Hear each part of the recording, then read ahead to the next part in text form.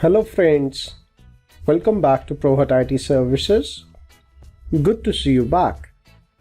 In this video, we'll learn about installation and configuration of Citrix XenApp 6.5 on Windows Server 2008 R2. I'm assuming that you have basic understanding of application virtualization and you are aware of the advantages of application virtualization. If you are not sure about application virtualization, then I'll quickly run through the concepts of application virtualization. What is application virtualization? Application virtualization means that an application is not installed in the traditional sense, although it is still executed as if it's there. The application behaves at runtime like it is directly interfacing with the original operating system and all the resources managed by it. In layman's term, application virtualization means that you have not installed application on your device like laptop, desktop or mobile, but it can be accessed from the server. I'll quote an example to make it more clear. Let's assume that you are at client's location and client shared some files like VSD files for which you don't have software deployed on your laptop, that is MS Visio software. In this scenario, we are assuming that you don't have MS Visio dump or software with you. Therefore, you cannot install MS Visio on your laptop. Now in this situation, you have three options. First option, you ask your customer to help you with MS Visio software so that you can deploy it on your laptop. But it sounds weird. You cannot ask your customer for the software, can you? No, right? Second option, you can purchase the software and install it on your laptop. Will you do that? No, right? Maybe you'll do it, but what if you need about 3 or 4 softwares? That would be very costly, right? And not a viable option, right? Third option, you can request your IT admin to install MS Visio on Citrix server, which is hosted in your data center. And then you can access MS Visio via Citrix XenApp.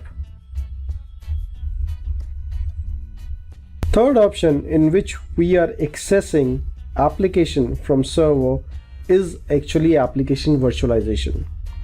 In this scenario, application is deployed on server, which is hosted in data center, but application can be seamlessly accessed from anywhere and almost on any device like laptop, desktop, thin client, mobile, your tablet, etc. Hope with this you must have got an idea about Citrix XenApp application virtualization. Before we start with the installation and configuration of Citrix XenApp 6.5, let's build an environment. Let's make a list of servers that we need to provision. We need to have a domain controller for authentication and centralized management. If you are not sure about the steps of installing and configuring domain controller, then please click on the link shared on the screen. It will help you with the steps of installing and configuring domain controller. We'll name domain controller as DC01. Domain will be created when we install a domain controller. Domain is actually a logical security boundary. What is domain and extensive information about domain is not part of this video. That's the reason we are not covering it. We'll name the domain as prohut.net. We need a Citrix management server, that is Citrix XenApp server, on which we'll install Citrix XenApp 6.5. We'll name it CTX01.